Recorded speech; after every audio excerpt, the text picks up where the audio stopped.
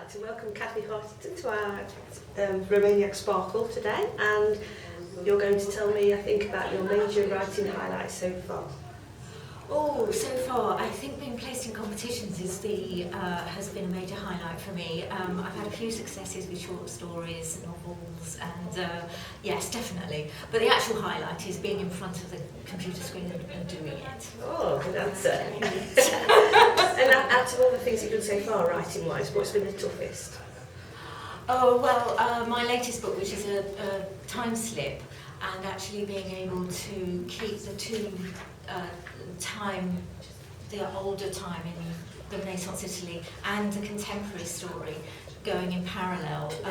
That was tricky. I found that quite hard, but it's great. I've done it. Good achievement. Yeah. And what are you working on at the moment? Where are you going next? I'm doing another time slip. I said I'd never do another one, but I'm doing another time slip. But it will be 20th century. It will be something looking back rather than dual narrative. Right. Can you tell us a little bit about Creative Writing Matters? Oh, yes. Well, I work together in a team with Margaret James and Sophie Duffy, and together we put on 4 competitions a year, including the Exeter Novel Prize and the Exeter Story Prize and the Exeter Flash Prize. Now, this is new this year. So, and that's become an international literary competition, which we're very proud of. And Creative Writing Matters also, we've published a couple of writing guides, textbooks, we do courses and workshops. But working in together in a team is really wonderful, and we've been quite successful, and I think we will go on doing it because it's so great. Thank you very much. Thank you. Thank you. It's so interesting.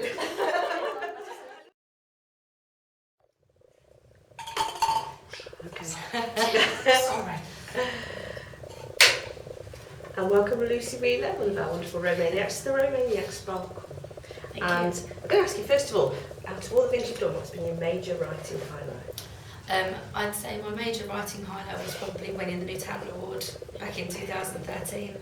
Massive achievement. Didn't think that I'd be anywhere near on the shortlist, let alone win it. So I was very grateful for winning that. So yeah, Excellent. that.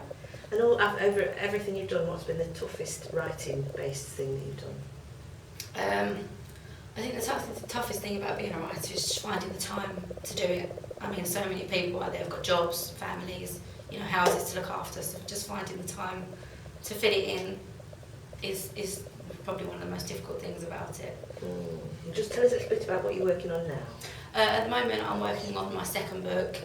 It's called Fractured Love, and I'm just doing an edit at the moment. I'm kind of tipping between genres at the moment. So I'm going over onto the dark side with it, so I'm working on an edit to pull it more into that way at the moment. So yeah. Thank you very much, Lucie. Thank you very much. Oh, clever one. Laura E. James, welcome to the Romaniacs Sparkle. Thank you, As a Stephen. Romaniac, we're very pleased to see you here. Can you tell us about your major writing highlights so far? Well, so far it's meeting you ladies. It has to be. It's made a huge difference to my writing career.